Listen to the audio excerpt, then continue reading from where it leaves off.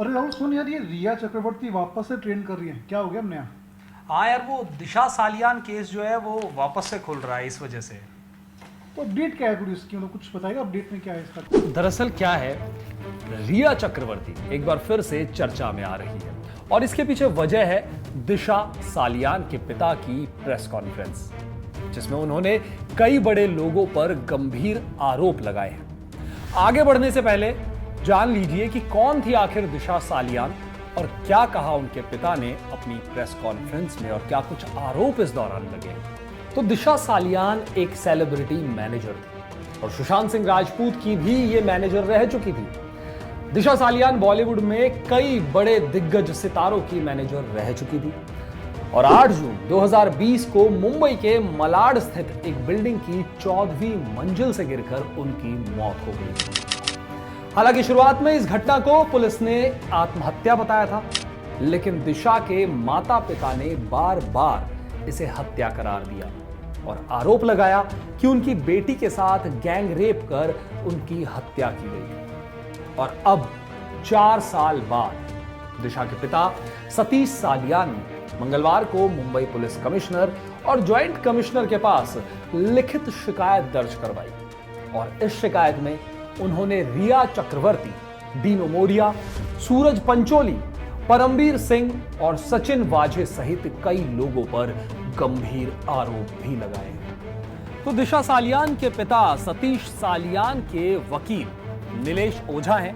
उनका यह कहना है, उन्होंने बताया है कि हमने सीपी ऑफिस में एक लिखित शिकायत दर्ज कराई है और जेसीपी क्राइम ने इसे स्वीकार भी कर लिया है। यह शिकायत अब एफआईआर है, जिसमें आरोपी आदित्य ठाकरे, डीनो मोरिया, सूरज पंचोली और उनके बॉडीगार्ड परमवीर सिंह यानी अंगरक्षक है परमवीर सिंह और साथ ही सचिन वाझे और रिया चक्रवर्ती है। हमारा जो एफआईआर का फॉर्मेलिटी होता है वो राइटिंग में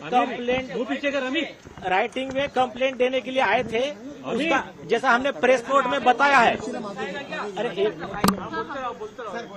जैसा कि हमने प्रेस नोट में बताया था, अमीर सर पीछे कर।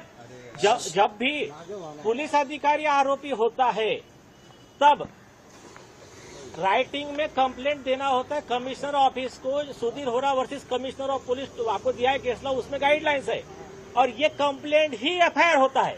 तो हमने वो कंप्लेंट दे दिया है। उन्होंने ऊपर से डिस्कस किया, लक्ष्मी गौतम साहब थे जॉइंट सीपी क्राइम, उन्होंने कमिश्नर साहब से डिस्कस करके कहा कि ओके ले लीजिए, हमको रिसीव दे दिया है। अब एक्शन हमारे तरफ से कंप्लीट हो गया है।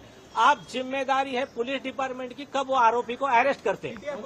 कौन आरोपी कौन है?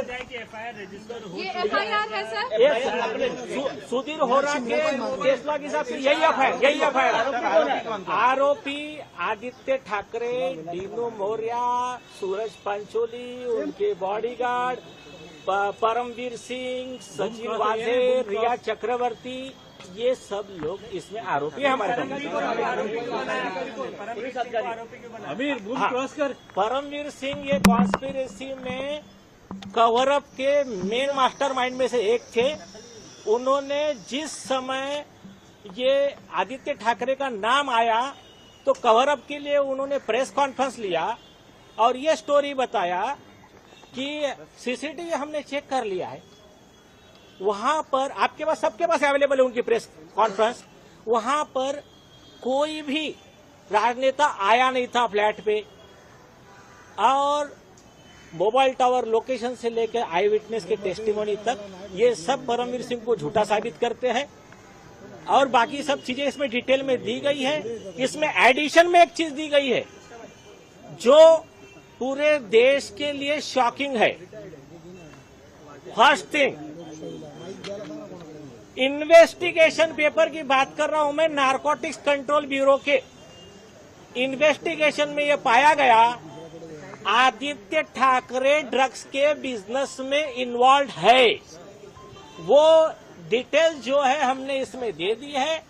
आदित्य ठाकरे, डीनो मोरिया, इनके फोन के रिकॉर्डिंग से लेकर समीर खान जो थे जिनका DAPP नाम का कंपनी है, जिसको ड्रग्स के सिंडिकेट में नारकोटिक्स ब्यूरो ने आरोप अक्यूज बनाया कंपनी को, वो कंपनी के ये जो रेगुलर ये कनेक्ट वाले लोग हैं, चाहे डिनो मौर्य हो, चाहे सूरज पांचोली हो, चाहे आदित्य ठाकरे हो, और कुछ नाम मैं नहीं ले रहा हूं। थोड़ी देर में मैं कुछ फोटो आपको भेजूंगा, वो आप देख लीजिए। ये एक बहुत बड़ा विषय है। अभी इसका वो जवाब दे, कि सरकार जवाब दे कि जब आदित्य ठाकरे का ड्रग्स के बिजनेस में इन्वॉल्वमेंट आया तो समीर वानखेड़े साहब हो या नारकोटिक्स के और अधिकारी हो, उनको आदित्य ठाकरे को अरेस्ट करने से या उस पर कार्रवाई करने से किसने रोका? उसमें क्या डील हुआ था, कितने करोड़ों का डील हुआ था, ये जवाब यहाँ पर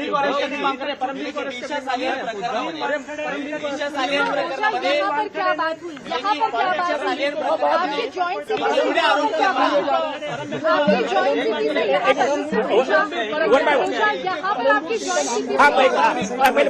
यहाँ पर आपकी जॉइंट सीपी से क्या बात हुई? किस तरीके का आसपास आपको जॉइंट सीपी से मिला है? जॉइंट सीपी ने कमिश्नर साहब से बात की और उन्होंने बताया कि ये केस में ठीक है, आपके कहने के हिसाब से हम इसको रिसीव कर लेते हैं। कमिश्नर से डिस्कशन करने के बाद हमने कहा यही एफआईआर है, यही गाइडलाइंस। उन्होंने कहा ठीक है, सीपी साहब ने ओके कह दिया है, उन्होंने रिसीव कर लिया। हमारे हिसाब से एफआईआर हो चुका है। और लगा तो बाकी तो चीजें अभी कोर्ट में भी पिटीशन है, इनको कोर्ट में जवाब देना है। अभी इनका जिम्मेदारी है कि इसके आगे का प्रोसीजर ये लोग क्या करते हैं। इस मामले पर आदित्य ठाकरे और अन्य लोगों का रिएक्शन सामने आया है, जिसमें उन्होंने पूरे मामले से पल्ला झाड़ते हुए इसे राजनीतिक साजिश करार दिया है।